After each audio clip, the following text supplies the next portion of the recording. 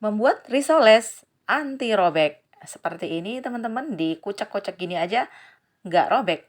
Assalamualaikum warahmatullahi wabarakatuh. Jumpa kembali dengan saya, Lena Ibrahim. Aku akan mengajak teman-teman membuat risoles premium yang isinya itu kentang, wortel, ayam, dan sosis. Dimakan atau dicolek dengan saus dimsum homemade yang enak banget, yang bikin nagih.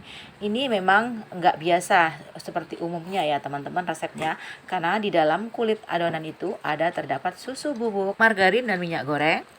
Kemudian ditambah lagi dengan susu kental manis. Makanya ini nggak bisa dijual murah. Terakhir aku jual itu 5.000 per piece. Tapi saya jamin rasanya benar-benar bikin nagih teman-teman. Crunchy di luar, lembut di dalam.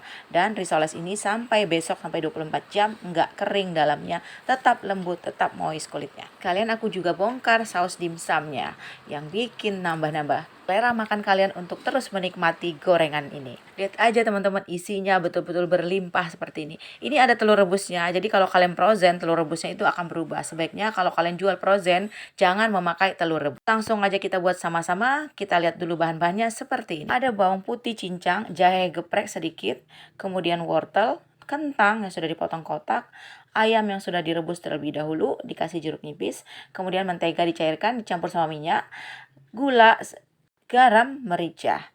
Boleh kalian tambahkan penyedap dan kembang pengental dari tepung maizena yang sudah dicairkan dengan air. Lalu lanjut kita buat dulu isiannya. Pertama-tama kita tumis dulu bawang putih dengan minyak dan margarin yang sudah kita siapkan tadi. Tumis sampai harum. Jahenya nggak usah banyak-banyak, kalau nggak suka jahe bisa di skip ya. Kalau saya menyarankan pakai jahe kalau untuk isian yang ada udang, ayam, daging, ataupun yang protein hewani ya teman-teman. Jadi lebih menghilangkan amis dan seger juga ketika digigit itu. Tapi balik lagi ke selera, jahe bisa di skip ya teman-teman. Tumis lagi sampai harum. Setelah itu baru kita masukkan kentang dan wortelnya. Tambahkan sedikit air, baru kita tutup. Kentang dan wortel lebih cepat lunak. Setelah kentang dan wortel sudah agak lunak, kita masukkan ayam yang sudah kita rebus tadi, yang sudah kita suir-suir. Kemudian tambahkan juga daun bawang, garam, merica, dan sedikit gula. Gula ini opsional aja, bagi yang nggak suka silakan di skip aja gulanya. Setelah mulai berkurang airnya, sudah agak lunak semua bahan-bahannya, kita tambahkan maizena yang sudah dilarutkan sama air. Kita aduk rata, aduk cepat, ini sebagai pengentalnya. Jadi biar nggak mudah robek dan nggak basah isian kita nanti ketika diaplikasikan ke kulit risoles. Lupa dites rasa dulu sebelum diangkat. Matikan kompornya, taburin daun sop, aduk rata. Lalu kita sisihkan. Untuk selanjutnya kita buat adonan kulit. Aku udah menyiapkan tepung terigu 500 gram. Aku campur sama maizena 1 sendok dan tapioka 2 sendok. Kemudian aku siapkan susu bubuk 1 saset sekitar 27 gram ya. Itu 2 butir telur, dan yakinlah ini nggak ada amis-amisnya sama sekali, asal kalian masaknya pas, sesuaikan dengan unjuk resep. Di adonan ini ada telur 2 butir ya teman-teman.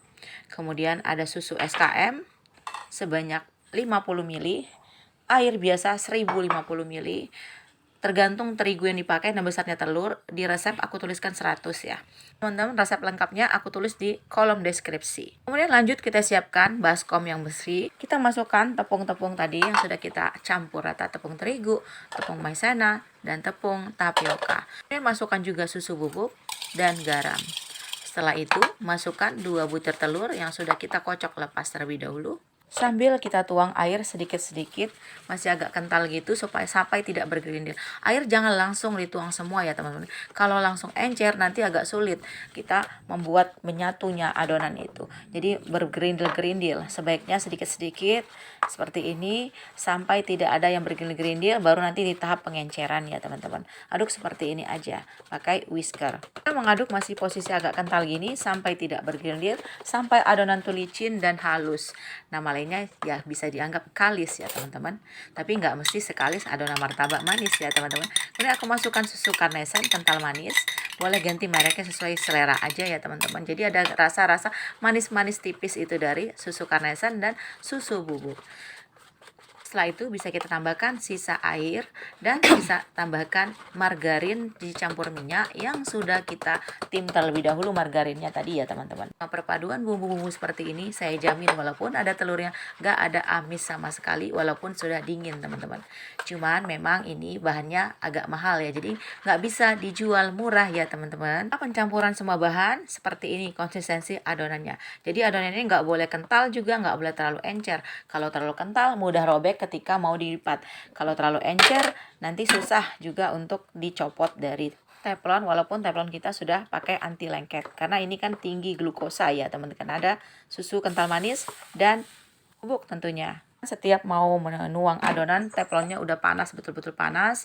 Kemudian kita aduk lagi adonan tuh setiap mau nuang. Kita putar-putar aja sampai merata ya teman-teman, seperti ini kira-kira. Sambil bikin adonan kulit, aku sambil menggulung mengisi sekalian ya teman-teman, biar lebih hemat waktu. Apabila dari risoles yang robek, ini harus ditambal ya teman-teman. Cara nambalnya seperti ini, celupkan ke adonan kulit risoles, kemudian kita guling-gulingkan di teflon yang panas. Setelah itu kita buat cukanya atau kuahnya yang saus dimsum.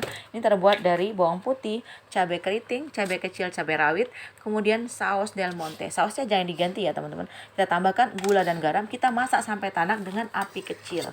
Nah seperti ini, aduk aja sesekali. Nanti setelah bau langunya hilang, sekitar 30 menit dimasak dengan api kecil. Kita tambahkan tepung maizena yang sudah dilarutkan sama air sebagai pengental. Aduk sebentar, jangan ada yang bergerindil. Kemudian kita sisihkan. Kita mau memberi panir, sebelumnya kita celupkan ke putih telur. Seperti ini, tangan kiri aja, tangan kanan khusus megang tepung panirnya. Tepung panirnya saya pakai yang halus ya teman-teman. Kalau kalian pakai yang kasar, di blender aja supaya lebih gampang menempel. Setelah itu kita masukkan dulu dalam kulkas supaya lebih set. Jadi nggak mudah rontok tepung panirnya itu. Ini juga bisa kita frozen, kita kemasin plastik-plastik kecil-kecil ya teman-teman. Nanti keluarkan yang pengen digoreng. Normalkan dulu suhunya ya sebelum digoreng. Ini aku lanjut menggoreng. Gorengnya panaskan minyak. Betul-betul panas. Kita masukkan risolesnya. Jadi apinya sedang aja. Ini satu kali balik aja ya teman-teman. Diintip aja kalau sudah coklat langsung dibalik. Nggak lama diangkat. Isinya jangan penuh-penuh ya teman-teman. Nanti mudah robek kalau kebanyakan isinya. Kemudian kita tiriskan. Siap untuk dinikmati bersama saus dimsum. Gimana teman-teman? Kalian tertarik untuk mencobanya? Bagi teman-teman yang nggak bisa belajar otodidak, yuk kelas online berbayarnya masih buka.